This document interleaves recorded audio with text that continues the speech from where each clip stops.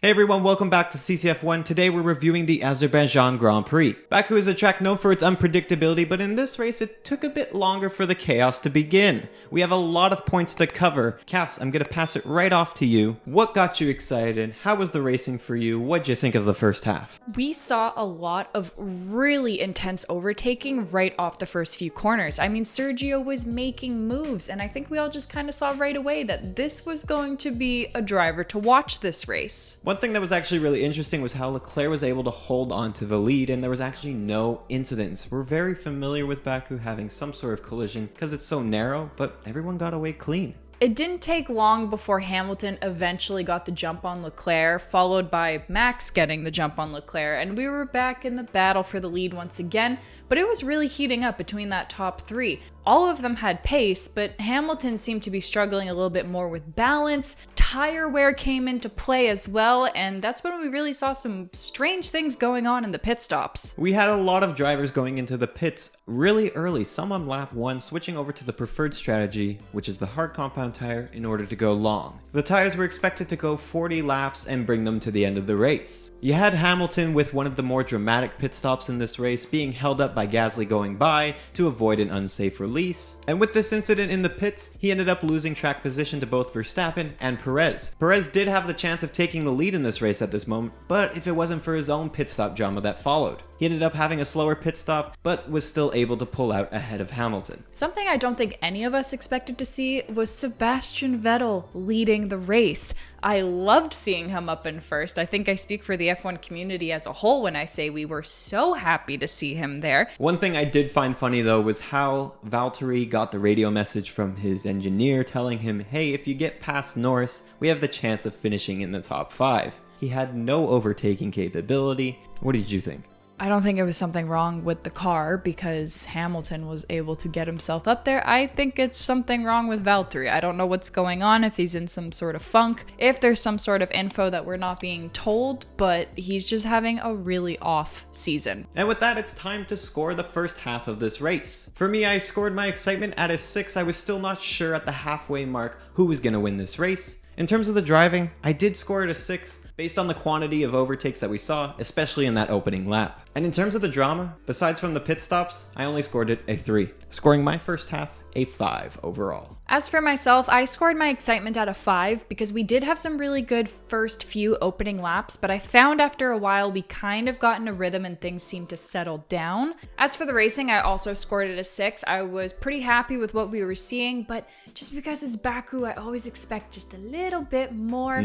But I loved seeing the fact that there were midfield teams competing with top tier teams, and it was just so cool to see that there was such a hunt for the lead. As for drama, I kept it around a 5 just because this was a little bit neutral for me. You had some drama around the leaders, you had some strange spins and runoffs in the midfield. It was brewing, but it was just a bit average for me. So this brings my first half at a 5.3. I'm gonna go ahead and bump that up to a 5.5. Now, getting into the second half, we had our first crazy moment happen on lap 30 with Lance Stroll's crash on that main straight. Came out of nowhere. I'm pretty sure it caught everyone off guard, and we now were questioning what does this mean in terms of pit strategy. However, he crashed right in front of the pit lane, which closed it off. And I think the reason why so many of us were so surprised by this is that there was no real indication that it was gonna happen. The tire just let go on him, and suddenly he's in the wall. So it really had us questioning what was going to happen. To everyone else, banking on the fact that the hard tire was supposed to get them, for the most part, to the end of this race. It made strategists really have to start thinking, with that pit lane being closed,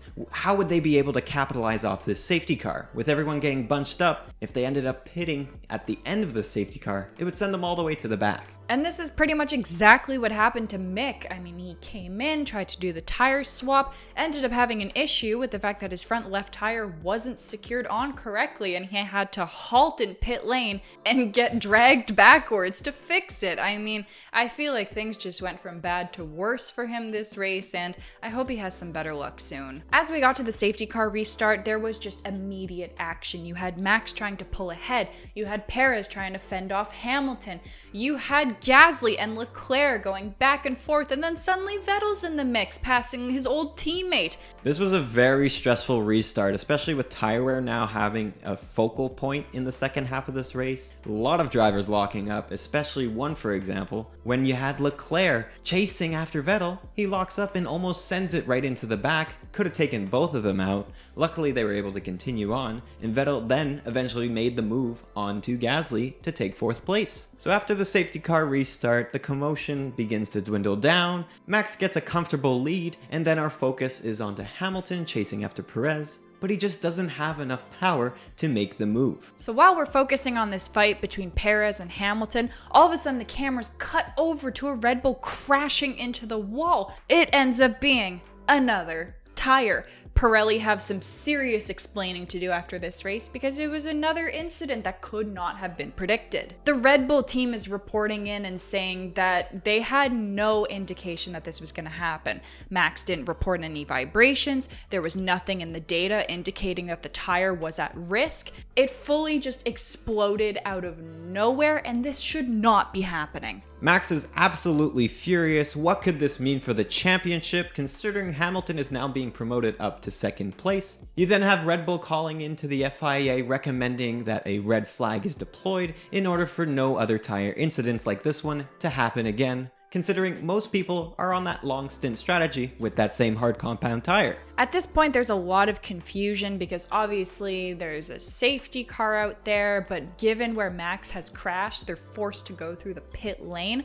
Although this wasn't necessarily clear to Latifi, as his team told him to stay out immediately under investigation. I think we all kind of knew that was a slam dunk penalty coming his way. At this stage in the race, with only 4 laps left, we were under the impression they would end behind the safety car. The red flag gets called, all the drivers come into the pit lane, and we hear it's gonna be a standing start. We see the shot of all the cars getting ready for the lights to go out. We see smoke coming off the brakes of Lewis Hamilton. We don't know what this means, and at this point, I'm just like strapping in for the roller coaster that was about to come. From the looks of it, we thought that Hamilton was getting a better start on Perez. He was pulling into the inside corner, despite the fact that Perez was just trying to edge him out. But all of a sudden, Lewis locks up and goes straight through. Such an uncharacteristic mistake from him. We never see this type of error happen, and that just left the door wide open for an unpredictable podium. It turns out it was an accidental brake balance setting switch, which caused him to lock up into turn 1, setting him all the way to the back of the grid and pretty much ruining his chance at any points in this race. We see a battle for 3rd place heating up once again between Gasly, Leclerc, and Norris. Ultimately, Gasly gets ahead and is able to fend off the fighting Ferrari for that last podium position. The last bit of racing we saw was on the main straight, getting to the checkered flag